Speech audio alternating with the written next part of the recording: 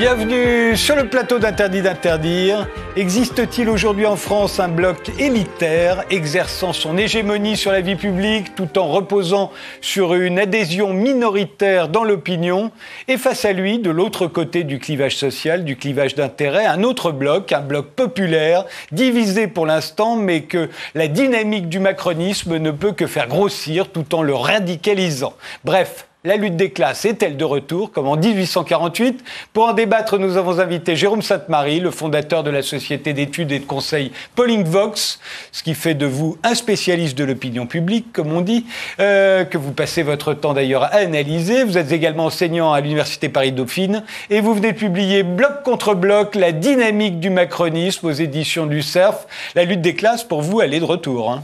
Oui, elle est de retour, au moins dans les esprits. Il y a un imaginaire de lutte des classes qui s'est développé depuis au moins 2 ans, depuis l'élection d'Emmanuel Macron. Ce vocabulaire d'inspiration marxiste avait pratiquement disparu de la presse et du débat. Il est maintenant très présent, davantage peut-être dans mon livre qu'ailleurs, mais en tout cas, c'est quelque chose qui est en train de redevenir un lieu commun. Tout simplement parce que je pense que cette élection et la disparition du clivage gauche-droite a montré l'actualité de l'existence des classes sociales et l'actualité d'un conflit social majeur qui, pour moi, s'apparente à un conflit de classes. Et les deux classes, les deux blocs se sont radicalisés aussi. Oh, des classes, il n'y en a plus que 2 d'ailleurs dans la société. Et c'est pour ça d'ailleurs que j'utilise l'expression de bloc qui, elle, est avant tout tirée de l'œuvre de Gramsci, quand il parle de bloc historique. Et vous avez effectivement un bloc historique, le bloc élitaire, qui se trouve au pouvoir, qui rassemble l'élite véritable, dans le détail, et qui est en train, me semble-t-il, de susciter son exact contraire, son antithèse, c'est-à-dire un bloc populaire qui est aujourd'hui seulement en voie de constitution. André Sénig, vous êtes professeur agrégé de philosophie, ancien militant communiste, vous êtes l'auteur de Marx, les Juifs et les droits de l'homme, à l'origine de la catastrophe communiste, c'était paru chez De Doel, et du livre Le manifeste du Parti communiste aux yeux de l'histoire, c'est paru chez Pierre-Guillaume Deroux, oui. Et en juin dernier, à propos de la crise des Gilets jaunes, vous avez expliqué dans le Figaro Vox que la lutte des classes n'était pas de retour. Vous ne voyez pas à l'œuvre deux blocs antagonistes que tout conduit à lutter l'un contre l'autre, hein. Moi, je ne conteste pas du tout la division de la société en groupes sociaux ayant des intérêts différents et conflictuels, et c'est normal dans une démocratie. Et je ne conteste pas, éventuellement, parce que je ne suis pas sociologue, la configuration en deux blocs, dont l'un serait, disons, les classes moyennes supérieures et l'autre les classes moyennes inférieures. Je récuse le terme de bloc populaire parce que, à mon avis, le peuple, c'est pas le peuple d'en bas. Dans une démocratie, le peuple, c'est tout le monde. Et donc, il est certain qu'il y a des comportements et des postures qui relèvent de l'idéologie de la lutte des classes. Mais pour moi, la lutte des classes au sens marxiste, c'est pas les conflits entre les classes. La lutte des classes, c'est un concept marxiste qui désigne une conception de l'histoire, une conception de la société et une conception du comportement qu'on doit avoir les uns en face des autres. Et premièrement, j'estime que cette idéologie a fait ses preuves. Pas les bonnes, d'après vous? Pas vraiment très bonnes, disons. Hein. C'est-à-dire qu'elle conduit à l'idée qu'il y a une classe qui doit exercer sa dictature sur le reste de la société, et le parti de cette classe doit exercer la domination totale. Et on a, par exemple, le chef du Parti communiste chinois qui illustre cette idée. Hein. Parce qu'il n'a pas d'autre légitimité que d'être le secrétaire du parti du prolétariat, etc., etc. Et donc, moi, ce que je condamne, disons, c'est 3 choses. La première, c'est cette idéologie. Deuxièmement, c'est l'idée de la pertinence du concept marxiste de lutte des classes pour analyser les conflits sociaux. Et troisièmement, l'extension du comportement de lutte des classes à des domaines comme les rapports hommes-femmes, les rapports hétéro-homo, etc. Dans tous ces domaines-là, se reproduisent des comportements animés par l'idéologie de la lutte des classes. Et je suis opposé à à ces trois formes de la lutte des classes. Alors, bloc contre bloc, dites-vous, Jérôme Sainte-Marie. On va regarder de quoi est composé ce bloc élitaire qui, pour vous, exerce son hégémonie, hein, vous employez le terme, sur la société française. Dedans, il y a l'élite réelle. Alors, c'est quoi l'élite réelle pour vous ? L'élite réelle, c'est ce que d'autres, dans des termes polémiques que je ne reprends pas, mais pour bien me faire comprendre aujourd'hui, vont dénoncer sous le terme d'oligarchie, de caste, etc. Bon, moi, j'utilise pas ce vocabulaire, c'est pas du tout mon genre ni ma fonction, mais de fait, il y a, tout comme dans toute société, il y a bien un groupe dominant. C'est-à-dire ceux qui exercent cette domination au nom de l'État, c'est-à-dire la très haute fonction publique, et qui maintenant, en plus, entretient des liens très étroits, puisqu'on passe désormais de l'État à la direction des grandes sociétés, avec les véritables dirigeants du capitalisme français. C'est-à-dire que la propriété des grands groupes, etc., tout cela, ça n'a pas disparu. C'est parce qu'on n'en parle plus, c'est parce qu'il n'y a plus de parti communiste en France, pour ainsi dire, que ces choses-là auraient disparu. Donc là, ce serait les 1%. C'est pas ceux qui sont sur la photo. Là, on voit des gens aujourd'hui qui ont envie de se faire des caves. Non, c'est pas encore ceux-là. C'est pas tout à fait ça. Ceux-là, ils viendront après. C'est plutôt ceux qui contrôlent les caves, qui ont acheté une cave, comme d'ailleurs tout grand capitaliste français a au moins son vignoble. Et pour ça, voilà, sinon, là, c'est les propriétaires, c'est pas ceux qui sont là. Ouais. Et ça, c'est ce qu'on appelle parfois le 1% dans le langage courant, c'est moins que d'1% des gens. Ça, c'est l'élite réelle. C'est ceux qui se sont retrouvés, en quelque sorte, au sein du berceau du macronisme, qu'a été, vous savez, cette commission Attali. C'était très intéressant, la commission Attali, parce que ça rassemblait des gens de gauche et de droite, plutôt de gauche, très peu de politiques, des universitaires, des hauts fonctionnaires, et puis des figures importantes du capitalisme français. C'est là où un jeune homme brillant s'est fait remarquer, qui a été nommé rapporteur de cette commission Attali, et c'était autre que Emmanuel Macron. Et c'est là où des gens ont commencé à se dire que Emmanuel Macron, dans ce milieu-là, pouvait être une intéressante solution. Il y en avait d'autres. Alors, il y a cette élite réelle, par son patrimoine, ses revenus ou son statut. C'est le noyau dur du macronisme, d'après vous. Il y a l'élite aspirationnelle, c'est-à-dire les cadres, les étudiants. Alors, peut-être plus ceux qu'on voyait sur la photo en train de se constituer une cave à vin. Oui. Alors, vous voyez, l'élite réelle, c'est important, je reviens juste sur ce point, parce que dans la notion de bloc historique de Gramsci, qui m'intéresse, eh bien, vous avez une fraction qui dirige ce bloc. Le bloc, c'est pas un club, si vous voulez, où chacun a son droit de vote. Pour Gramsci, c'était la grande bourgeoisie capitaliste de l'Italie du Nord, et qui avait fait un accord avec d'autres groupes sociaux, par exemple, justement, la bourgeoisie du Sud. Alors, l'autre bloc, qui paraît beaucoup... Et puis surtout, l'élite, il n'y a pas grand monde. Non, 1%. Et voilà, donc il faut quand même passer par une procédure électorale, à un moment donné. Et donc, pour accéder au pouvoir en ce monde et en ce pays. Et donc, il faut... là, ceux qui ont rejoint en quelque sorte cette élite réelle, c'est ce que j'appelle, c'est un barbarisme, mais justement ça correspond bien au langage managérial de ces gens, c'est le monde des cadres. C'est l'élite aspirationnelle, ceux qui aspirent à faire partie de l'élite, qui pour certains, l'élite réelle, qui pour certains vont y arriver, mais qui en tout cas ont un mode d'existence qu'ils ne peuvent justifier que par un discours managérial, un discours d'adhésion à l'idéal même de l'élite. C'est des gens qui votent tous pour l'Europe, c'est des gens qui acceptent la mondialisation sous toutes ses formes, c'est des gens qui sont des cadres. Les cadres, c'est très bizarre, c'est pas un métier, cadre, c'est un statut. C'est ceux qui dirigent les autres, en fait, dans le public et puis surtout dans le privé. Et puis les troisièmes, ceux que vous appelez l'élite par procuration, c'est tous ceux qui s'abritent derrière le pouvoir pour défendre, en fait, conserver leur situation. Oui, parce que pour l'instant, si vous voulez, on est à peu près à 15% du corps électoral avec l'élite aspirationnelle et l'élite réelle. Or, ça, c'est pas une construction intellectuelle. J'ai bien regardé, moi, qui avait voté pour Emmanuel Macron en 2017, qui avait voté pour Alice Loiseau en 2019, qui soutenait durant toute cette moitié de quinquennat qui a soutenu constamment beaucoup plus que les autres Emmanuel Macron, et c'est là où je suis tombé d'abord sur les cadres, et ensuite sur l'élite par procuration, c'est-à-dire les retraités. Alors, comme André Sénic connaît bien l'œuvre de Karl Marx, ça va l'amuser, parce que je me suis dit que j'ai emprunté ce que dit Karl Marx dans Les 18 Brumaires de Louis Bonaparte au sujet des paysans parcellaires. Il a un problème, Karl Marx, quand il doit expliquer le vote aux élections législatives puis présidentielles de 1848 et 1851. Il voit bien que c'est pas la bourgeoisie qui peuple ce pays, la France, mais que ceux qui sont présents en masse, c'est les paysans parcellaires à l'époque. Et donc, il essaye de comprendre pourquoi ces paysans parcellaires, ils prennent pas le pouvoir en leur nom propre, comme toute classe sociale, à ses yeux, devrait le faire. Et là, cette comparaison m'a paru un peu tirée par les cheveux peut-être, mais en tout cas pertinente, pour essayer de comprendre ce qui se passe avec les retraités.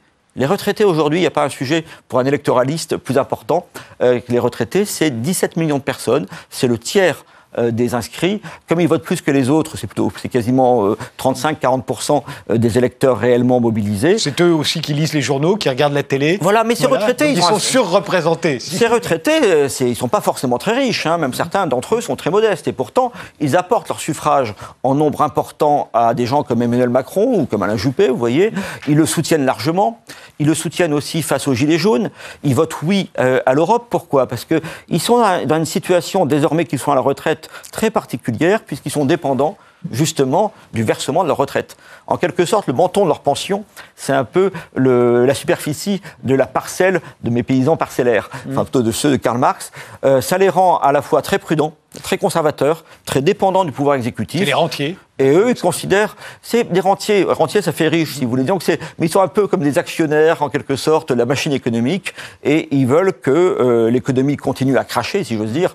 Et donc, par exemple, pour prendre l'actualité du moment, les retraités soutiennent massivement, à 66%, ou 65, je ne sais plus, mais massivement, une proportion des 2/3, la réforme des retraites actuelles. Qui ne les concerne pas. Les retraités sont toujours favorables aux réformes libérales en matière du Code du travail, toujours favorables à ce qu'on recule l'âge de départ à la retraite, non pas parce qu'ils seraient particulièrement égoïstes, mais parce qu'ils sont en situation de dépendance économique. Et ça, si vous voulez, quand je vois beaucoup d'analyses culturelles sur le vote, moi je vois avec l'exemple des retraités quelque chose qui me dit que quand même la défense de son intérêt économique est prévalente dans le vote des Français, au point que quelqu'un qui peut venir de toutes les origines sociales, professionnelles possibles, qui a pu voter, y compris à la gauche de la gauche, etc., dès qu'il est retraité, on s'aperçoit que son comportement électoral et ses réponses dans les sondages se mettent à varier, à changer totalement, qu'il devient très prudent, très conservateur et très favorable à un exécutif fort. André Sénic, ce bloc tel que le constitue Jérôme Sainte-Marie, vous êtes d'accord ? Je ne dirais pas du tout les choses dans ces termes-là. Moi, je suis persuadé qu'il y a, avec beaucoup d'analystes, qu'il y a une partie de la France qui profite de la mondialisation, qui n'est pas dérangée fondamentalement dans ses revenus par l'évolution de la technologie, et qui est ouverte à l'Europe par souvenir, disons, d'une époque où il y a eu des guerres, etc. Et donc, il y a une multitude de raisons. Et puis, il y a une partie de ce qu'on appelle les classes moyennes inférieures qui, effectivement, souffrent, enfin, en tout cas, bénéficient moins de la mondialisation, de la technologie, et qui pensent, dont une partie pense que la seule issue, c'est le repli sur soi, le protectionnisme, et qui éprouvent un énorme ressentiment à l'égard des gens qui vont bien. Moi, personnellement, je me range parmi les gens qui vont bien. Hein. Le mot élite serait un peu excessif, peut-être, hein, mais enfin, je fais partie des gens qui sont culturellement mieux placés, qui ont plus de... Qui ont un statut, comme un statut. J'ai un revenu qui me met plutôt un statut de prof, hein, bon, mais et donc je sens bien que le mouvement de la périphérie contre le centre-ville est aussi dirigé contre moi. Bon. Et donc, je suis tout à fait prêt à admettre ce clivage social. Mais évidemment que le mot élite désigne les forces productives. Elle ne désigne pas les exploiteurs qui vivent du travail des autres. Et donc, le sentiment d'opposition de classe, tout ça, ok, mais la réalité de la lutte des classes, au sens marxiste, qui veut dire qu'une classe en exploite une autre, je ne trouve absolument pas pertinent. Mais alors que c'est profondément ressenti comme cela, aujourd'hui, vous en êtes bien sûr, c'est ressenti comme cela, mais comme les paysans dont parle Jérôme Sainte-Marie et que Marx avait analysé, ces gens-là, bon, premièrement, ne constituent pas une classe, bien sûr, bon, mais, sauf par opposition à l'élite. Bon, c'est un élément de la classe, mais enfin, et surtout, comme les paysans, ils ne sont pas une classe d'avenir.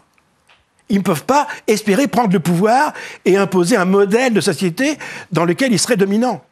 Or, le b.a.-ba de la lutte des classes pour Marx, c'est que la classe qui est exploitée doit conquérir le pouvoir, remplacer la classe exploiteuse, devenir la classe dominante et instaurer un nouveau mode de production. Et évidemment, l'impasse dans laquelle malheureusement sont les classes moyennes inférieures, c'est qu'elles n'ont pas du tout, elles sont pas une classe montante, elles n'ont pas un projet d'avenir. Ça dépend si on leur donnait le référendum. Si elle pourrait avoir la majorité, mais elle voterait pour Trump.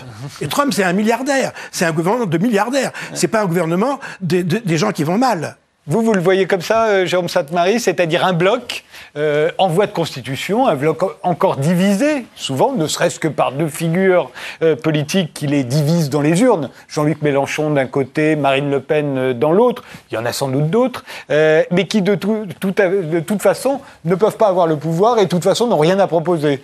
Oui, alors je voudrais d'abord préciser, mais c'est normal, on n'est pas tout à fait le même rôle social avec André Sénic. Puis moi, je ne suis pas sociologue. Voilà, et moi, mon propos ne peut pas être normatif. Vous voyez ce que je veux dire? C'est par, j'ai mes opinions, bien entendu, mais par fonction, et puis aussi par méthode, je m'interdis de l'être. Alors c'est très important quand j'aborde la question, justement, du bloc populaire, de préciser ça en préambule, dans la mesure où, là, on passe sur quelque chose qui est un peu plus polémique, puisqu'on passe sur qu'est-ce qui est en train de se former, me semble-t-il.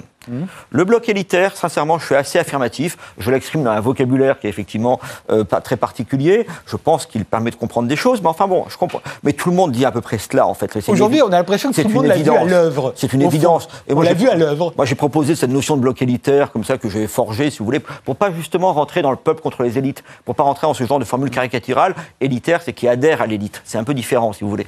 Mais ce terme est très repris, j'en suis ravi. Pour le bloc populaire, alors là, il y a un débat. Il y a un débat. Il y a un débat dans la mesure où les choses ne sont pas encore faites. Qu'est-ce que je vois apparaître? Déjà, un effet de symétrie incroyable dans les opinions. Et cet effet de symétrie, il se révèle lors des élections, il se révèle également lors des grandes crises, notamment lors de la crise qui a duré 1 an à peu près, des Gilets jaunes, qui a été un traumatisme social important.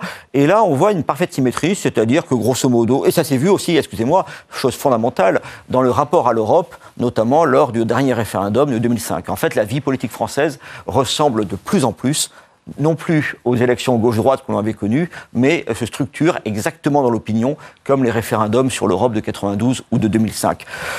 Vous avez donc ceux qui ont voté non, qui eux sont plutôt en bas de l'échelle en termes de revenus, en termes de propriété, en termes effectivement de niveau de diplôme, et qui sont également pas très satisfaits de la vie. Non pas qu'ils ne sont pas pessimistes par nature, mais qu'ils n'ont pas tellement les moyens d'être optimistes. Ils ont plutôt d'excellentes raisons de ne pas l'être. Donc vous avez ces gens-là qui votent massivement pour Jean-Luc Mélenchon et encore plus pour Marine Le Pen lors de l'élection présidentielle de 2017. Là, la symétrie est parfaite entre le vote Macron et le vote Le Pen, c'est beaucoup plus composite. Pour Mélenchon, qui a des éléments de la classe moyenne, inférieure, de fonctionnaires, tout cela, Mélenchon, c'est assez composite. Mais la symétrie est très forte entre Le Pen et Macron. Et c'est, à mon avis, une des raisons pour lesquelles Marine Le Pen se renforce alors que Jean-Luc Mélenchon s'effondre. Puisque vous avez une polarisation de la société sous Macron, qui renforce d'un côté Macron, qui serait aujourd'hui à 28 ou 30% au premier tour des élections présidentielles, dans les sondages tout à fait virtuels qui sont faits actuellement. Mais celle qui se renforce également, et dont la liste est arrivée en tête aux européennes, c'est Marine Le Pen. C'est donc ces deux blocs. Le bloc élitaire et ce que j'appellerais le bloc populaire, ils ne représentent pas 100% de la société. Ils en représentent 50 à 55%. Mais c'est eux qui peu à peu se renforcent et c'est eux qui polarisent. Pour dire les choses autrement, et pour essayer de vous répondre, je répondrai plus précisément tout à l'heure sur le bloc populaire, mais autrefois, vous aviez des partis politiques qui étaient avant tout des partis de la classe moyenne, de gauche ou de droite, avec des fractions d'élites qui les dirigeaient. Et puis, ils avaient besoin des classes populaires, notamment au second tour. Et ils étaient obligés de les ménager une fois au pouvoir. Et ce qui fait qu'au second tour, un second tour gauche-droite, sincèrement, la sociologie était devenue presque équivalente entre les deux. C'était donc des affrontements culturels assez pacifiés, on se succédait au pouvoir, mais dans les deux cas, c'était plutôt une fraction de la bourgeoisie qui dirigeait la gauche et la droite, mais qui faisait des concessions aux classes populaires qui en avaient besoin au second tour. Aujourd'hui, c'est plus du tout ça. Le bloc élitaire s'étant radicalisé dans sa sociologie et dans son idéologie et dans sa pratique du pouvoir, il est en train de provoquer une radicalisation symétrique et la montée de Marine Le Pen. Marine Le Pen, donc ce bloc populaire, juste pour vous répondre, il est en formation, il n'a pas encore trouvé sans doute sa forme définitive. Pour l'instant, ce qui existerait de plus net à ce niveau-là, c'est une sociologie, c'est-à-dire les travailleurs pauvres du privé, ceux qui ont soutenu les Gilets jaunes, ceux qui ont composé le mouvement des Gilets jaunes. Ils ont du mal à s'accorder avec ceux qui manifestent actuellement, qui sont plutôt les salariés du public. Donc ça, c'est partie des problèmes de ce bloc. Son expression idéologique, alors qu'on a le tout libéralisme pour le bloc élitaire, eux, c'est le tout souverainisme, voire le souverainisme intégral, mais ça rappelle d'autres souvenirs. Et vous avez une expression politique qui s'impose de plus en plus comme étant en fait Marine Le Pen, au détriment notamment de Jean-Luc Mélenchon. On voit bien qu'il n'y a plus l'exploitation de la classe dominante qui exploitait le prolétariat en 1848, on va dire, et qui faisait qu'il y avait deux blocs là irréconciliables, vous l'avez dit, et ça c'était la lutte des classes dans sa vision marxiste. Mais d'après ce que dit Jérôme Sainte-Marie, il y a quand même une classe dominante qui radicalise la classe d'en face, et qui non seulement est hégémonique, mais fait une politique qui ne lui est profitable qu'à elle-même. Vous reconnaissez dans cette description Non, je reconnais très bien tout ce que dit Jérôme Sainte-Marie sur le plan de l'analyse électorale. Bon, moi j'appelle ça les classes moyennes inférieures qui souffrent de la situation et qui cherchent refuge dans le protectionnisme. Bon, ce qu'a dit Jérôme Sainte-Marie n'est pas très différent. Et donc, une grande partie des classes moyennes inférieures considèrent le clan macroniste, disons, comme des adversaires. Mais pas réel. Il n'y a pas d'opposition réelle. C'est-à-dire, pour moi, on peut pas accuser sérieusement les partis pro-européens de se moquer du destin des classes populaires, d'avoir des intérêts opposés et incompatibles. Le problème du concept de lutte des classes, parce que moi, je n'interviens que sur la question de la légitimité, la pertinence du concept de lutte des classes. Dans le concept de lutte des classes, ce qui est essentiel, c'est qu'il n'y a pas de compromis possible. La lutte des classes, au sens marxiste du terme, c'est un antagonisme total. La société est le théâtre d'une guerre civile, mais pas aujourd'hui seulement. La première phrase du manifeste, c'est « L'histoire a toujours été histoire de lutte des classes ». Et pour Marx, il y a toujours eu une classe dominante qui écrase la classe dominée, et il n'y a pas de société. L'idée d'une société est incompatible avec Marx. L'État n'est jamais que le gérant de la classe dominante, et l'idée d'un intérêt commun, d'un intérêt général à l'ensemble des classes, pour Marx, c'est un leurre. Et donc, il n'y a pas de société démocratique possible pour Marx. C'est un peu ce qu'on entend aujourd'hui. Je termine. Il n'y a pas de société démocratique possible dans le concept même, puisqu'il n'y a pas... Chez Rousseau dit tous les groupes sociaux ont des intérêts différents, mais ce qui les unit, c'est ce qu'il y a de commun en dessous de ces intérêts. Bon, chez Marx, il n'y a rien. Il n'y a rien. Et accuser les tiers des Français qui sont pro-européens et libéraux, etc., de ne rien avoir de commun avec la France d'en bas, pour moi, c'est une absurdité, parce que ni la classe d'en haut, ni la classe d'en bas ne peuvent se passer l'une de l'autre. Un mot oui, juste un point. Il me semble que vous enfermez un petit peu, si vous voulez, le marxisme dans le marxisme-léninisme, voire même davantage, parce que vous avez, et je me permets de le citer dans mon livre, vous avez par exemple, dans l'introduction de la seconde réédition allemande, pour être précis, en 1895, du livre dont je m'inspire le plus, le 18 Brumaire de Louis Bonaparte. Engels, par exemple, se fait le défenseur vibrant du suffrage universel. Pourquoi est-ce qu'il le fait? Vous le savez très bien. C'est qu'il a sous les yeux le Parti social-démocrate allemand et la social-démocratie. La social-démocratie, d'ailleurs, même le parti de Lénine avait les social-démocrates dans son sigle. Eh bien, vous avez la social-démocratie allemande, elle est profondément marxiste. Elle accepte totalement la notion de classe sociale, d'intérêts divergents avec la classe sociale, et elle propose, si vous voulez, justement, le respect du suffrage universel, c'est ça ce qui la différencie du bolchevisme essentiellement, pour dépasser cette logique d'affrontement, mais à partir d'une analyse marxiste. Et d'ailleurs, vous savez très bien qu'en Autriche, etc., même à Vienne, on trouve encore le quartier Karl Marx. Les sociodémocrates sont des marxistes, en tout cas jusqu'en 1956. Non, mais moi, je parle du marxisme de Marx. Alors, le texte d'Engels, je peux le comprendre, car Marx n'exclut pas, enfin, un marxiste authentique n'exclut pas la prise du pouvoir par les élections. Oui. Mais une chose est la manière dont on conquiert le pouvoir d'une manière démocratique, autre chose, la conception qu'on se fait de la société. Or, le concept marxiste n'est pas du tout léniniste. Hein.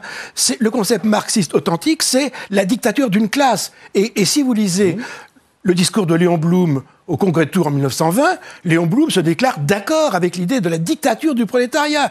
Il est d'accord pour la dictature du parti. Le seul point sur lequel Léon Blum se différencie des léninistes, c'est qu'il veut de la démocratie dans le parti. C'est ce qui va donner la scission du Congrès de Tours. Oui, le Parti communiste va aller de son côté, le Parti socialiste. Voilà. Mais le Parti socialiste de Léon Blum se déclare d'accord avec la dictature du prolétariat et du parti du prolétariat. Et par conséquent, je ne suis pas en train d'attribuer à Marx ce que dit Lénine. Je n'étudie que Marx. Hein. Et la logique qui est développée par Marx dans le manifeste, parce que c'est pas la réédition des œuvres de 95 qui a servi l'idéologie communiste, c'est le manifeste du Parti communiste. Ça a été quand même la Bible et bien dans le manifeste, il est très clair, je peux vous lire la chute, avant qu'ils disent « prolétaires de tous les pays, unissez-vous », Marx dit que les bourgeois tremblent et que seule une révolution violente peut renverser l'ordre capitaliste. On s'arrête là, on fait une pause, on se retrouve juste après et on continue ce débat.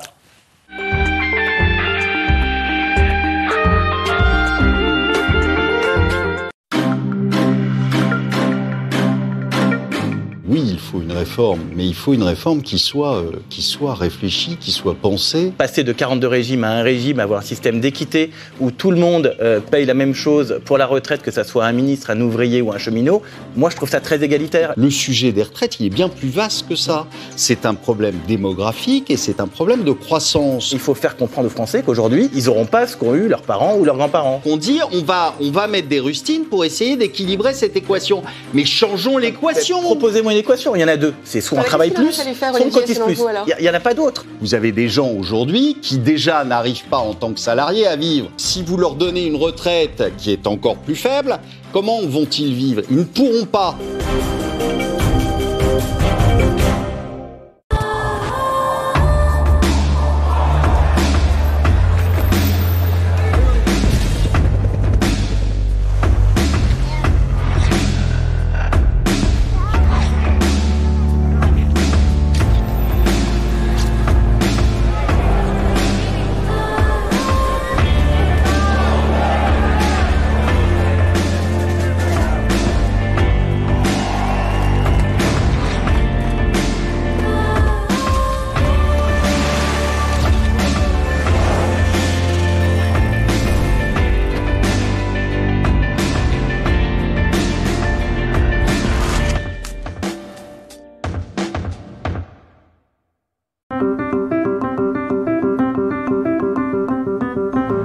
Comment se déclenche un destin comme le vôtre? Je ne m'intéressais pas à l'opéra avant d'avoir 20 ans. J'ai fait ce métier par hasard.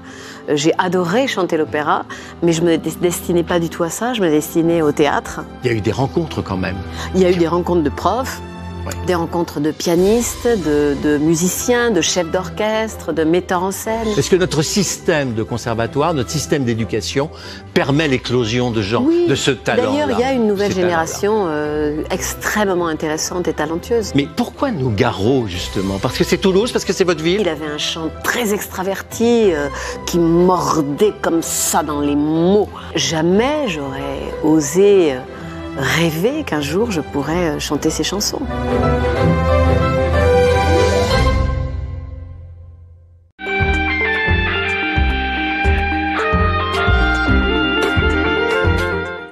Assiste-t-on à un retour de la lutte des classes, bloc contre bloc, un bloc élitaire d'un côté, un bloc populaire de l'autre? On continue notre débat avec Jérôme Sainte-Marie, qui est analyste politique et qui publie Bloc contre bloc, la dynamique du macronisme aux éditions du Cerf, et André Sénic, qui est philosophe. C'est l'auteur du manifeste du Parti communiste aux yeux de l'histoire, chez Pierre-Guillaume Deroux. Alors, regardons la façon dont se sont radicalisés ces deux blocs. Parce qu'il y a radicalisation des deux blocs, hein, d'après vous. On sait bien, vous le disiez, qu'autrefois, il y avait la droite contre la gauche. Il pouvait y avoir de véritables oppositions. On l'a vu, surtout quand la gauche n'était pas au pouvoir depuis très très longtemps. On pouvait éventuellement fantasmer sur cette gauche qui allait arriver au pouvoir, penser que les chars russes seraient arrivés sur les Champs-Élysées en même temps que les socialistes entreraient à l'Élysée, etc., etc. Mais enfin, tout ça se passait de façon relativement pacifique. Vous dites là qu'il y a une radicalisation et des deux côtés. C'est-à-dire qu'il y a radicalisation du pouvoir qui fait voter des lois de plus en plus hostiles quasiment au bloc populaire, ou en tout cas mal compris par le bloc populaire, mais il y a aussi la répression qui l'accompagne, et puis vous allez même jusqu'aux fake news, aux mensonges qui sont perpétrés, qui sont la façon dont on a voulu diaboliser les gilets jaunes, par exemple. Pour vous, ça fait partie de cette radicalisation du bloc élitaire qui a vu des homophobes, des antisémites, des factieux, des fascistes, etc., etc. Oui, alors commençons, si vous voulez, par les conditions de cette radicalisation. En fait, autrefois, vous l'avez dit, le clivage gauche-droite, au fil des alternances presque systématiques depuis 81, avait finalement pacifié la société et régulé la démocratie de manière assez harmonieuse. Quand on n'était pas content et que la gauche était au pouvoir, eh bien, même si on avait voté pour la droite, on savait qu'il pouvait y avoir l'élection de la droite plus tard. Et puis progressivement, cette alternance était presque systématique. Et alors que dans les années 70, c'était la gauche et la droite, ça correspondait à des groupes sociaux. Et, parce que la gauche n'était pas au pouvoir depuis 23 ans. Ça correspondait, puis ça avait une nature de classe, à mon avis, cet affrontement beaucoup plus fort. Et ce qui fait que les gens avaient vraiment très peur de la gauche ou détestaient la droite. Mais à partir de 80, peu à peu, quand même, les politiques publiques ont convergé, sous le chapeau d'ailleurs de la construction européenne et de ses contraintes, ou de ses avantages aussi peut-être, mais en tout cas ça convergeait et c'était devenu relativement inoffensif. Et donc le niveau de passion avait beaucoup faibli. Alors certains détestaient Hollande, d'autres détestaient Sarkozy, mais sincèrement, ils savaient très bien que c'était pas la fin du monde si c'était la droite ou la gauche qui l'emportait ensuite. Sauf que justement, ça s'est tellement apaisé, c'est tellement ressemblé que les électeurs s'en sont détournés.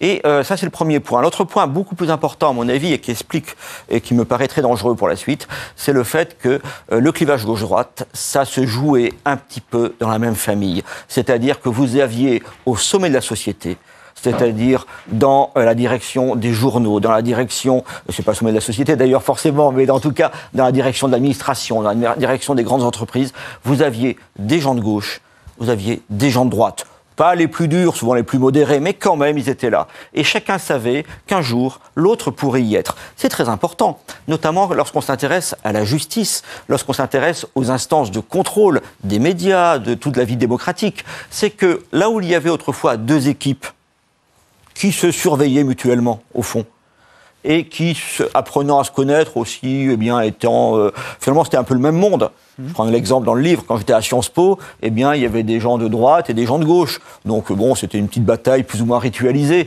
mais ça n'allait pas bien loin, puis on se connaissait, on savait qu'un jour, ça se remplacerait. Aujourd'hui, à Sciences Po, mes anciens condisciples ont tous voté Emmanuel Macron. Au second tour, bien sûr, mais la plupart aussi au premier tour. Il a fallu voir ça. Moi, j'ai vu ça lors du meeting du 12 juillet 2016 d'Emmanuel Macron, lorsqu'il lance son entreprise. Les gens étaient joyeux. C'était la réconciliation d'un milieu, la réconciliation de la bourgeoisie, ce qui fait que ça, c'est très dangereux. Parce que maintenant, dans les instances de contrôle, dans la justice notamment, et dans les instances de contrôle, de régulation de la démocratie, tout le monde est soit macroniste, soit en tout cas, ce qui n'est pas macroniste, refuserait totalement la victoire de Jean-Luc Mélenchon et encore plus de Marine Le Pen. Alors là, c'est très gênant, parce que ça veut dire qu'il y a une unification au sommet de la société que je mets en relation, toujours en analyse de classe, je m'en excuse, mais vous la partagerez peut-être par certains aspects, eh bien, je mets ça en relation avec le fait que depuis 2 ans et demi, il me semble qu'il y a un durcissement du régime. Ça, c'est pas un gros mot. Hein. On a changé de régime entre la 4e et la 5e République. Et certains ont beaucoup critiqué la 5e. Et je pense que la logique autoritaire de la 5e République est actuellement vraiment accélérée. Je vois ça à travers plusieurs choses. D'une part, effectivement, le traitement judiciaire des Gilets jaunes, encore plus dur sans doute que le traitement policier. Je vois également la floraison de lois de contrôle de la presse qui nous place dans une situation très particulière par rapport aux démocraties occidentales, où effectivement la liberté d'expression me semble de plus en plus, on va dire ça, encadrée, en fait de plus en plus réprimée. On pourrait prendre encore d'autres exemples, mais vous avez effectivement, me semble-t-il, une évolution autoritaire qui est démontrée par d'autres auteurs, comme Grégoire Chamaillou, qui a écrit un bouquin très intéressant là-dessus, et qui fait qu'autant le macronisme et la réconciliation, d'un point de vue idéologique, me semble-t-il, du libéralisme économique, chéri par la droite, et du libéralisme culturel, plutôt chéri par la gauche, mais elle n'est pas du tout l'expression d'un très grand libéralisme politique. Et voilà, donc il me semble, j'essaye de le montrer en des propos que j'essaye de faire et vous très très rationnels et très étayés, pour dire que effectivement le régime se durcit. Ça m'a frappé sur les mensonges qui ont été utilisés par même les membres du gouvernement à l'égard des Gilets jaunes. Et c'est vrai qu'on n'avait pas vu ça avant, quand Alain Juppé fait face à la grève en 95. On ne balance pas des mensonges aussi gros, peut-être parce que les moyens de communication sont différents, il n'y a pas de Twitter, on ne réagit pas à chaud comme on l'a fait là, mais là on a vu des mensonges énormes. Le mouvement des Gilets jaunes est très intéressant. Là aussi, j'essaie de rester vraiment dans ma case d'analyste, et pour l'avoir observé sur le terrain, avoir lu à peu près toutes les études parues là-dessus, et j'étais très sensible par le fait que ce mouvement était un incroyable révélateur des tensions sociales. Et que si beaucoup ont été sensibles à des propos, des inscriptions radicales, voire insultantes, etc., pour pas dire plus, émanant des Gilets jaunes, qui ont été... Mais cela, ça a été montré sans cesse. Hein. Oui. Et on ne peut pas dire que beaucoup de stigmatisation a été évitée aux Gilets jaunes de ce point de vue-là. Inversement, on s'est habitué à, venant du sommet de la société vers les Gilets jaunes, qui en constituent, encore une fois, les travailleurs pauvres du privé, eh bien, on a vu des tombereaux d'insultes être déversés. Et je suis également frappé par le fait que une certaine bourgeoisie de gauche qui était très sensible à la question des libertés publiques, qui a beaucoup, et sur les violences policières, qu'est-ce qu'on n'a pas fait dans les années 70, 80, 90 là-dessus, eh bien là, si vous voulez, il y a eu, pour ainsi dire, aucune réaction. Je pense au syndicat de la magistrature, par exemple. Aucune réaction face à des condamnations exceptionnelles. Le journal Le Monde commence à s'en inquiéter un peu. Ça commence, on voit quelques failles, mais peut-être liées au fait que le mouvement des Gilets jaunes est fini également. Et en tout cas, on voit quelques retours à la raison. On se dit, mais est-ce que ces dispositifs policiers, est-ce que ces dispositions judiciaires, est-ce que ça correspond à notre tradition ? Il ne me semble pas. Et inversement, vous avez une forme de stigmatisation avec de très nombreuses... Alors moi, la notion de fake news, je ne l'ai jamais comprise, donc c'est pas... ou de bobards, moi je parle de ça des bobards, en français ça s'appelle comme ça. J'ai vu effectivement de très nombreux bobards être énoncés, y compris par des ministres, par rapport aux Gilets jaunes. Or, visiblement, les lois anti-fake news ne sont pas profondément destinées à contrôler ce genre de propos. Ouais, c'est Nick. Oui, moi j'ai pas du tout été sensible de la même manière. Moi ce que j'ai vu, c'est une... J'étais vivant déjà en 95 et il n'y avait rien de commun avec la violence contre les flics de ce qu'il y a eu là pendant les Gilets jaunes. Pas essentiellement de la part des Gilets jaunes, mais ce qui a été extrêmement choquant pour les gens, c'était de voir des gens s'attaquer à la police de manière presque mortifère. Et donc dire que le pouvoir a fait preuve d'une répression sauvage, etc., mais il n'y a aucun pays au monde où on peut s'attaquer à la police de manière aussi peu dangereuse. Et s'attaquer d'une manière à nier la légitimité des institutions. Alors moi, je vois... La radicalisation, vous la voyez d'un côté, et de l'autre côté, c'est un pouvoir qui simplement résiste. Ouais. Je dis pas que les Gilets jaunes étaient dans cette violence. Hein. Je dis que ils ont été quand même le bain dans lequel les Black Blocs pouvaient agir et dont une grande masse de Gilets jaunes ne se désolidarisait pas parce qu'elle comprenait que c'était quand même efficace pour se faire entendre. Mais donc ça, c'est des moyens de faire pression sur le pouvoir qui sont pour moi antinomiques avec la démocratie. Et dire que la presse est corsetée en France et que le reste du monde craint pour la liberté de la presse en France, non, mais pour moi, je veux dire, je comprends rien à ce que dit Jérôme Sainte-Marie sur le fait que les gens qui sont dans la magistrature et les gens qui sont, etc., sont tous des gens qui ont à peu près abandonné les grands récits idéologiques. Et donc, sont des gens qui sont d'accord entre eux, mais Jérôme Sainte-Marie les appelle les bourgeois. Je sais pas. Enfin, si je sais d'où il tire ce mot, mais qu'est-ce que ça a à voir avec des bourgeois? Ils ont une idéologie, effectivement, de gestion libérale, d'une démocratie libérale. Et il y a dans la société des fractions qui pensent que ça ne va pas, c'est insupportable. Et ça, je comprends bien, parce que la situation d'impasse dans laquelle sont les classes moyennes inférieures, mais que moi, j'attribue pas à la répression du macronisme. Ce phénomène-là, il est mondial.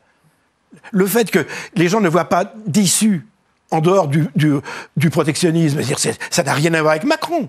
Ça a à voir avec le fait que le capitalisme, pour l'appeler comme ça, n'a pas trouvé les moyens de réintégrer les classes moyennes inférieures qui sont victimes, encore une fois, d'après moi, de la mondialisation, la technologie, etc. Mais ça n'est pas l'intérêt des classes dominantes que de les laisser dans la... C'est pas du tout l'intérêt des classes dominantes d'avoir une guerre civile en face d'elles. Et en plus, le pays a besoin, ces gens-là, ils travaillent, ces gens-là, ils sont nécessaires à ceux qui vivent mieux, et dans lesquels je me range. Ils sont nécessaires, et donc... on n'a rien à leur reprocher. C'est pas la faute des paysans et c'est pas la faute des infirmières si elles n'ont pas un avenir d'ascension sociale comme ça existait dans le temps. Mais c'est pas la faute du pouvoir macroniste non plus. C'est le fait que y a un problème mondial qui est que les moyens actuels permettent de très grandes fortunes, des écarts beaucoup plus grands, et que il est difficile de faire rentrer et donc toutes les idées que moi j'ai entendues chez les dirigeants macronistes, comme vous dites, c'est essayons de les former pour qu'ils puissent intégrer la société. Mais moi je ne nie pas le problème, hein. Simplement, l'accusation de la radicalisation de Macron, pour moi, non. Alors, pour essayer de faire comprendre mon propos, je vais revenir sur cette question des manifestations. Vous savez très bien que les manifestations ouvrières étaient d'une très grande violence. Rappelez-vous des manifestations en 83 à 84 à Longwy, en Lorraine. Et alors, vous aviez les volées de boulons, et c'est une violence extrême contre les policiers. En 1968, vous aviez également des pavés qui volaient, des cocktails Molotov. J'ai suivi, moi, beaucoup de manifestations, y compris pour le Figaro Magazine, imaginez-vous, des Gilets jaunes. Il m'est arrivé quelquefois de voir des pavés voler, jamais de cocktail Molotov. L'intensité des manifestations, j'en parlais avec des spécialistes de ces questions-là tout à fait récemment, les manifestations des années 70 étaient beaucoup plus violentes en réalité. Rappelez-vous des services d'ordre de la LCR ou des manifestations d'extrême droite. Encore les paysans, l'incendie du Parlement les paysans, etc. La violence des Gilets jaunes, je ne la nie pas. Je dis simplement que son intensité a été beaucoup plus faible que des épisodes que vous avez connus et que j'ai connus aussi largement. Eh bien, ce qui était la différence, c'est qu'autrefois, quand vous aviez des ouvriers, des paysans, des marins-pêcheurs, etc., qui étaient violents, parce que c'est leur mode d'expression, parce qu'ils sont mal encadrés, etc., ou parce qu'ils pensaient que c'était utile à leur cause, et parfois ça l'était de fait, eh bien, ceux-là, lorsqu'ils étaient condamnés, ils étaient soutenus par une partie, si vous voulez, de la bourgeoisie libérale, notamment de gauche, qui venait en disant « on peut quand même pas laisser faire ça, ils ont leurs raisons, il faut les défendre ». Vous avez vu cet immense silence par rapport à ces gens qui étaient condamnés. Ces gens étaient seuls. Ce n'est pas un jugement moral que je produis, même si certains aspects m'ont effectivement déplu. Mais c'est pas un jugement moral, parce que de la même manière, je suis tout à fait... j'ai été témoin, moi, de violences bien réelles, non seulement des Black Blocs, mais qui n'était pas tellement présent en novembre-décembre, vous savez, des Gilets jaunes. C'était une violence sociale, etc., qui n'est pas justifiable en soi dans un cadre républicain, mais face à une répression judiciaire et policière, ces gens-là étaient seuls. Et c'est ça qui m'intéresse. C'est-à-dire que le fait que la société, maintenant, est véritablement polarisée sociologiquement, idéologiquement, et que c'est un petit peu, justement, d'où l'expression que j'ai utilisée, bloc contre bloc, et que pas mal de gens, entre les deux, notamment les classes moyennes, notamment qui sont restés attachés à un certain humanisme de gauche ou un certain humanisme de droite, ceux-là ont beaucoup de mal à se faire entendre. Mais est-ce que pour autant, ce bloc, vous l'avez dit, le bloc élitaire a été unifié par Emmanuel Macron. En revanche, le bloc populaire, vous le dites, reste divisé. Et on sait au moins par deux pôles principaux, on va dire en tout cas sur le plan électoral. Marine Le Pen d'un côté, Jean-Luc Mélenchon de l'autre. Et évidemment, ce qui fait peur, et c'est l'épouvantail qui agite en permanence le bloc identitaire, le bloc élitaire, c'est de dire attention, les populistes vont gagner. Nous sommes le dernier rempart contre les populistes. D'abord, est-ce que c'est possible ? On sait très bien qu'en 2017, Marine Le Pen n'avait aucune chance de gagner. Tous les journalistes ont fait semblant, attention, aucun ne pensait sérieusement que Marine Le Pen pouvait gagner. Aucun. C'est bien pour ça qu'il était très important d'être face à elle au deuxième tour. On était sûr de l'emporter. Qui que ce soit était sûr de l'emporter face à Marine Le Pen. Est-ce que ce pourrait être différent en 2024 ? Est-ce qu'il pourrait y avoir une unification du bloc en 2022, du bloc est-ce qu'il peut y avoir une unification du bloc populaire comme il y a eu unification du bloc élitaire où tout à coup à la fois la droite et la gauche, en tout cas une partie d'entre elles, s'est réunie sous l'autorité d'Emmanuel Macron ?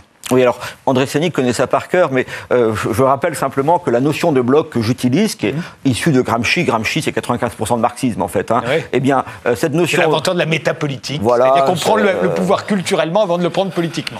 Et moi, ça fait partie, si vous voulez, des outils d'analyse que je juge pertinents. Là, on ne sera pas forcément d'accord, mais en tout cas, moi, c'est parmi les instruments que j'utilise pour mes analyses politiques. Eh bien, donc, un bloc, ça a une sociologie. Un bloc bourgeois, on parle de bloc bourgeois. C'est cimenté par une idéologie. Et donc, il y a effectivement une idéologie libérale qui est très forte et qui cimente bien, mais qui est assez cohérente dans le cadre... Libéral et libertaire, vous le disiez. Voilà. Et donc, le libéral-libertaire, bien sûr, c'est ce que décrit en quelque sorte le philosophe Jean-Claude Michéa, aide à comprendre cela, me semble-t-il. Cette unité possible de ces deux libéralismes que la politique française a souvent opposés. Or, le macronisme a développé Emmanuel Macron et son équipe, parlons plus simplement, s'est doté de cette idéologie, puis a fait un vrai travail idéologique. Ça, c'est tout à fait intéressant. Dès le départ, et puis même le livre qui a parfois été critiqué, Le progrès ne tombe pas du ciel, des deux conseillers d'Emmanuel Macron, Amiel et Émilien, ce petit livre est tout à fait intéressant. Et il essaye de théoriser ce que serait le progressisme. Et donc ça, c'est le progressisme, c'est le mot revendiqué par Emmanuel Macron et ses amis. Ce progressisme, il se pense en opposition par rapport au populisme, au nationalisme. Parfois, c'est même des termes encore pires. C'est une opposition. Conservatisme aussi. C'est une opposition qui est très dure, si vous voulez, qui fait que vous avez en fait, qui ne prépare pas une alternance. Vous n'avez pas deux projets. C'est pas la mise en scène de deux projets qui seraient également ou à peu près recevables. C'est bien un projet qui est le projet du bien et le projet du mal. Beaucoup plus que ne l'était l'opposition entre la gauche et la droite. Et donc Emmanuel Macron, lui, il a à ses yeux au départ deux chances, et il l'exprime d'ailleurs parfois, sinon lui du moins ses conseillers, c'est que face à lui, il est minoritaire, il est élu avec 24% des Français en réalité. Et donc, aux élections législatives, il y a une abstention telle que c'est 15% simplement des inscrits qui votent au premier tour pour les candidats de La République En Marche. Il est minoritaire, il est dans les sondages régulièrement, mais c'est pas le premier, ça, entre 25 et 35% des Français. Il est minoritaire, mais il a une chance extraordinaire pour la suite, c'est qu'il n'a pas face à lui une opposition. Dans ce cas-là, il serait sûr d'être battu. Mais il a 4 oppositions. Grosso modo, la gauche classique, la droite classique, le Front National, le Rassemblement National, si on veut, et puis la France Insoumise. Et en plus, il a une autre chance à ses yeux, et qui l'amène d'ailleurs, à mon avis, à radicaliser un peu son propos et son action de manière très dangereuse à terme, c'est qu'il se dit en plus que parmi ces 4 oppositions, celle qui domine, c'est l'opposition incarnée par Marine Le Pen, et que Marine Le Pen ne sera jamais élue présidente de la République. C'est pas Marine Le Pen, une autre représentante du Rassemblement National. Ce qui lui donne une immense liberté de manœuvre, liberté de propos également, et je pense que c'est une erreur. Je pense que c'est une erreur parce que d'une part, ça instaure la vie politique française dans un schéma étouffant, dans un schéma de guerre civile en fait, avec une alternance qui serait quasiment une alternance interdite, et donc ça c'est pas bien parce que je suis assez libéral de ce point de vue-là, c'est-à-dire qu'il faut que justement la concurrence c'est bien aussi la concurrence en matière politique, et c'est bien si vous voulez qu'on soit pas entre une opposition, que l'alternance ne soit pas rendue de facto impossible. Parce que sinon, c'est la guerre civile, comme vous l'avez dit. Oui, ou alors c'est le monopole au pouvoir, si vous voulez. Un peu la démocratie chrétienne à une époque en Italie, ça provoque une tension terrible dans la société, on l'a vu à l'époque. Et vous avez d'autre part le fait que c'est un pari qui est très risqué. beaucoup de gens, d'ailleurs, la droite classique ou la gauche classique, commencent à s'en inquiéter. C'est-à-dire qu'à force de polariser socialement, idéologiquement la société, vous avez effectivement de plus en plus de gens qui songent au vote Rassemblement national, non pas par adhésion à ce qu'ils pensent être son idéologie, mais par refus du macronisme. Le sociologue bien connu Michel Vivorca a écrit récemment une tribune très intéressante là-dessus, et on ne peut pas accuser Michel Vivorca d'être très proche du Rassemblement national. Et il dit, attention, cette réforme des retraites, par exemple, est une nouvelle étape qui rapproche Marine Le Pen du pouvoir. Ne serait-ce parce qu'elle exacerbe les tensions à la société, que ce projet de transformation sociale qui est sans compromis et revendiqué comme tel par Emmanuel Macron, à mon avis, radicalise effectivement les tensions sociales, radicalise les options politiques, et de fait, c'est comme ça que je conclue le livre en fait, tout cela rend possible la victoire du populisme face au progressisme, plus concrètement, de Marine Le Pen face à Emmanuel Macron. Un sondage IFOP qui a été publié après la sortie au moment de la sortie du livre, après son écriture, indique désormais que c'est un rapport 45-55% dans les sondages d'intention de vote de second tour, 45% pour Marine Le Pen, 55% pour Emmanuel Macron. On arrive à des chiffres qui font ressembler l'élection présidentielle prochaine à une élection présidentielle classique. C'est, à mon avis, un des risques que fait courir au pays, justement, le style et le fond de la politique d'Emmanuel Macron. Je suis très amusé par l'idée que c'est la faute de Macron s'il n'a pas d'opposants. C'est la faute de Macron si les adversaires, premièrement, sont complètement divisés, c'est-à-dire qu'il n'y aura pas d'unité culturelle avant longtemps entre l'ancienne extrême droite et l'ancienne extrême gauche. Ils ne pourront pas former un bloc culturel. Deuxièmement... Vous n'y croyez pas à ça, parce qu'il y a beaucoup beaucoup d'anti-populistes qui disent ils sont faits pour s'entendre, regardez, ils pensent déjà pareil. Non, mais ils sont faits pour s'entendre. Oui, ils sont faits pour s'entendre, mais en même temps... Les gens qui votent pour Mélenchon, en principe, ont une énorme réticence. Il y en a qui passent du côté de... Moi, je n'exclus pas que Marine Le Pen gagne les élections. Là, ce qui prouve que l'alternance est possible. Macron n'a pas interdit l'alternance, il n'a pas supprimé les élections, simplement, il attaque le camp d'en face. C'est normal. Et vous accusez la réforme des retraites, mais en face de la réforme des retraites de Macron, il y a la retraite à 60 ans. Et alors, c'est très populaire comme mot d'ordre de la retraite à 60 ans, mais c'est débile. C'est débile parce que, à moins qu'on décide que les gens vont cesser de vivre de plus en plus longtemps. Hein. Mais si on admet que l'allongement de la vie suppose qu'on allonge aussi la durée de la vie de travail, les propositions absolument démagogiques de Marine et de Jean-Luc Mélenchon, la retraite à 60 ans, c'est ça pour moi le danger. Moi, j'ai pas peur du fascisme de Marine Le Pen. J'ai simplement peur d'un populisme et d'un nationalisme qui est contraire à l'économie mondiale. Parce que quand on regarde, par exemple, le vote des Anglais, les Anglais, ils viennent de voter à peu près pour des raisons que vous analysez pour la France. Absolument. Mais ils votent pour un candidat qui va pas du tout être protectionniste. Il va pas du tout... bon, il a un discours souverainiste, mais il va avoir une politique libérale, du point de vue de l'économie des échanges. Bon, et donc, il n'y a pas un vrai programme alternatif à celui de Macron. Et donc c'est pas la faute de Macron si les gens qui en peuvent plus de Macron, qui en peuvent plus de leur situation, iront vers Marine. Mais je n'exclus pas, moi. Pourquoi ? Moi, je prends très au sérieux, si vous voulez, ce que dit Emmanuel Macron. Moi, je prends très au sérieux dans ce livre, d'ailleurs, je rappelle sans cesse ses discours, ses propos, parce qu'Emmanuel Macron, certains lui trouvent beaucoup de défauts, mais en tout cas, il y en a un qu'il n'a pas, c'est de dissimuler ce qu'il fait. Il fait ce qu'il dit, et il dit à peu près ce qu'il fait. Donc c'est vraiment, ça c'est d'un point de vue, c'est un vrai héritier de Michel Rocard là-dessus, il n'y a aucun problème. Et ce qu'il écrit est très intéressant, c'est sur lui et sa doctrine, c'est la libération des énergies.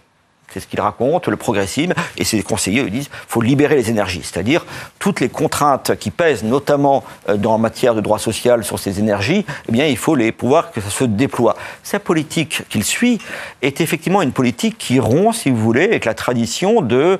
nous étions jusqu'à présent en régime capitaliste et libéral, il n'y a pas de problème, mais c'était effectivement, il y avait toutes sortes de contraintes, de fait, qui pesaient sur l'activité, sur l'enrichissement personnel, par exemple, par un impôt distributif, par des règles contraignantes. Là, effectivement, on dessert l'impôt sur le revenu et amoindrit de manière constante. Regardez cela. Vous avez également une libération, même dans la réforme des retraites. Vous avez désormais un début de retraite par capitalisation pour les plus riches qui vient de se développer. Les gens ne sont pas assez attentifs à cet aspect-là. Vous avez également un amoindrissement très important de l'indemnisation du chômage. Là aussi, c'est une forme de contrainte. Vous avez de plus en plus, si vous voulez, effectivement, on va vers une société très libérale. C'est peut-être, encore une fois, moi, c'est pas à moi de le dire, c'est peut-être indispensable. Il n'y a peut-être pas d'autres alternatives possibles, comme disait Margaret Thatcher. C'est possible. Mais en tout cas, c'est une rupture, si vous voulez, par rapport à une société française qui, même lorsqu'elle a été dirigée par la droite, était fondamentalement social-démocrate. D'où, d'ailleurs, le degré de prélèvement obligatoire. Ça ne rendait pas les Français plus heureux que les autres, soit dit en passant, mais ça permettait effectivement une répartition impressionnante de la richesse entre les catégories. Là, l'impression qui est donnée, et qui correspond en grande partie à la réalité assumée par le pouvoir, c'est qu'effectivement, il est aujourd'hui nécessaire et possible, surtout politiquement, que une certaine France d'en haut, pour parler très simplement, gouverne par elle-même et pour elle-même. Je vais vous donner un dernier exemple qui m'a beaucoup frappé, c'est aujourd'hui. Vous aviez déjà un ministre du Travail qui est une ancienne DRH de Danone. C'est un choix très curieux dans la tradition française. Et vous avez aujourd'hui quelqu'un qui est nommé pour s'occuper des retraites, qui est un ancien DRH, mais je ne sais plus de quel... grand groupe de distribution. Un grand groupe de distribution, voilà. Et donc, c'est un message terrible. Et une des raisons... Moi, j'ai essayé d'analyser pourquoi, dans mes enquêtes ou dans les entretiens que j'avais, y compris sur les Gilets jaunes, pourquoi tant le monde exprimait une détestation par rapport à Emmanuel Macron, irrationnelle à mes yeux, parce qu'ils n'ont pas tellement souffert la boutique de Macron. C'est qu'il incarne à ce point cette catégorie dirigeante, notamment dans le secteur privé, que ça leur renvoie une image de domination multiforme, politique, culturelle et sociale. Dernier mot. Non, mais un mot sur la détestation à l'égard d'Emmanuel Macron. Malheureusement, je la comprends très bien. C'est le type à qui tout réussit, quoi. C'est le type qui est brillant, qui est super intelligent, qui est bon, etc. Alors évidemment, ça provoque du ressentiment. Comme disait Randy Newman, it's lonely at the top. Bon, et c'est pas parce qu'il prend des technocrates pour régler les problèmes. C'est parce que effectivement, il y a des gens qui se sentent exclus, qui se sentent pas entendus, pas représentés, quoi. Mais ce que vous avez dit quand même sur le fait que il agit au nom, dans l'intérêt exclusif de la... Pas exclusif. Non, parce que moi je crois qu'il essaie de sauver l'État-providence, mais pas sur le modèle de 1945. Et ça, c'est quand même le réalisme. Et moi, je suis devenu assez libéral, vraiment, en 95, au moment de la grève des cheminots. Là, j'ai adhéré à la CFDT, en soutien à Nicole Notat, et je conserve le souvenir d'une France qui était révulsée par une réforme qui s'imposait dans l'intérêt général. Je suis obligé de vous interrompre. Le temps imparti a été dépassé. Merci à tous les deux d'avoir participé à cette émission. Merci de nous avoir suivis. Rendez-vous au prochain numéro.